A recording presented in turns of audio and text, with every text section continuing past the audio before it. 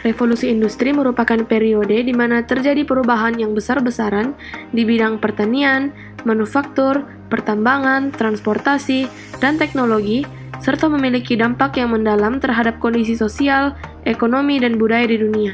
Revolusi industri dimulai dari Inggris dan kemudian menyebar ke seluruh Eropa Barat, Amerika Utara, Jepang, dan akhirnya ke seluruh dunia.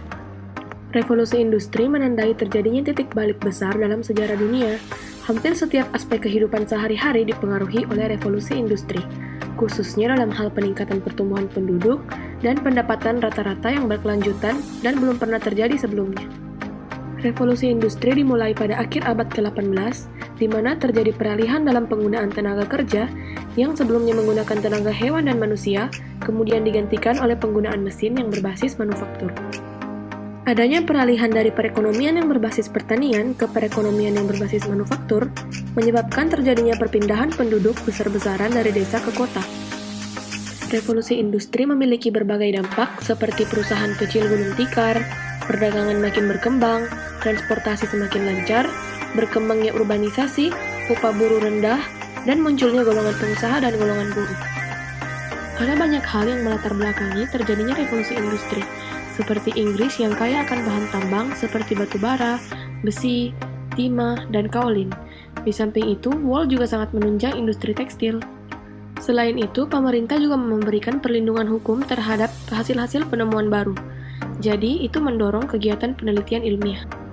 Selanjutnya, saya akan menjelaskan mengenai masyarakat Eropa pra-revolusi industri, yaitu kehidupan mereka sebelum terjadinya revolusi ini. Kapan? Jadi, pada tahun 1200, industri rumahan makin berkembang pesat dan muncul kelompok-kelompok mereka. Hingga tahun 1350, mulai berkembang perserikatan kota-kota dagang. Siapa? Sejak abad ke-14, Inggris di bawah kepemimpinan Raja Edward III mulai membangun industri sejenis kain wol dan majunya ilmu pengetahuan di Eropa mendorong adanya revolusi industri di Eropa. Di mana ya? Perdagangan di Laut Tengah dikuasai oleh pedagang Islam sehingga menghambat masyarakat Inggris sebagai pedagang non-Islam untuk tetap berdagang di sana. Apa yang terjadi? Keadaan ini menyebabkan terjadinya perubahan dalam berbagai aspek kehidupan masyarakat Eropa. Mengapa Inggris bisa bangkit kembali? Nah, akibat Perang Salib, Eropa aktif kembali dalam perdagangan, apalagi muncul kota-kota dagang seperti Genoa, Florence, dan Venesia. Bagaimanakah prosesnya? Nah, perserikatan yang dibentuk pada tahun 1350 itu bertujuan untuk menjaga keamanan dalam perdagangan. Sedangkan situasi Inggris sendiri adalah negara agraris. Kehidupan mereka masih bergantung pada tuan-tuan tanah yang tanahnya diperuntukkan sebagai pemeliharaan ternak yang menghasilkan bahan baku wol, lalu diekspor. Itulah keadaan masyarakat Eropa pra-revolusi industri. Selanjutnya akan masuk ke tahap revolusi industri di Inggris. Revolusi industri di Inggris terjadi pada abad 17 hingga 18. Latar belakang terjadinya sistem revolusi industri di Inggris. Pertama, situasi politik yang stabil. Kedua, Inggris kaya akan bahan tambang. Ketiga, adanya penemuan baru di bidang teknologi. Keempat, kemakmuran Inggris akibat majunya pelayaran dan perdagangan. Kelima, pemerintah memberikan perlindungan hukum terhadap hasil-hasil penemuan baru atau disebut sebagai hak paten.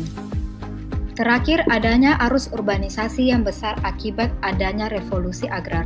Jadi, berikut penemu-penemu yang mendukung revolusi industri di Inggris. Yang pertama adalah James Watt, yang berhasil menciptakan mesin uap pada tahun 1796. Yang kedua adalah John Kay, yang menemukan kumpulan terbang pada tahun 1733. Yang ketiga adalah James Hargreaves, yang menemukan alat pemintal pada tahun 1765. Yang keempat adalah Edmund Cartwright, yang menemukan alat tenun pada tahun 1785. Dan juga yang terakhir adalah Abraham Darby, yang menemukan batu bara. Revolusi sosial di Inggris. Industrialisasi membuat seluruh elemen masyarakat harus bekerja di pabrik-pabrik untuk menghasilkan barang produksi. Wanita dan anak-anak dipaksa untuk bekerja 12-18 per hari dengan waktu istirahat yang tidak cukup. Mereka bekerja dalam paksaan dan tekanan, bahkan mendapatkan intimidasi dan tindakan represif dari pengawas pabrik. Revolusi sosial adalah usaha untuk mengubah hidup rakyat dari tidak layak menjadi layak. Untuk memperbaiki nasib mereka, pemerintah dan parlemen Inggris mengeluarkan kebijakan-kebijakan berikut. Yang pertama, Catholic Emancipation Bill pada tahun 1829 berisi ketentuan bahwa kaum Protestan dan Katolik mempunyai hak yang sama. Yang kedua, Reform Bill pada tahun 1832 berisi ketentuan bahwa perwakilan di parlemen sesuai dengan jumlah penduduk. Yang ketiga, Abolition Bill pada tahun 1833 berisi ketentuan penghapusan perbudakan di Inggris dan koloninya. Yang keempat, Victory Act pada tahun 1833 berisi ketentuan bahwa anak-anak yang berumur di bawah 9 tahun tidak boleh bekerja sebagai buruh perusahaan. Yang kelima, Poor Law pada tahun 1834 berisi ketentuan tentang pendirian rumah kerja bagi pengemis dan pengangguran, rumah perawatan bagi orang cacat, dan pemberian bantuan bagi mereka yang tidak bekerja karena lanjut usia. Yang keenam, Corn Law pada tahun 1815 sampai 1846 berisi ketentuan tentang larangan impor gandum dari luar negeri. Selama melalui proses revolusi sosial, kaum buruh semakin sadar bahwa nasib mereka di tangan mereka sendiri dan harus diperjuangkan sendiri. Sebagai wadah perjuangan tersebut, mereka mendirikan serikat pekerja.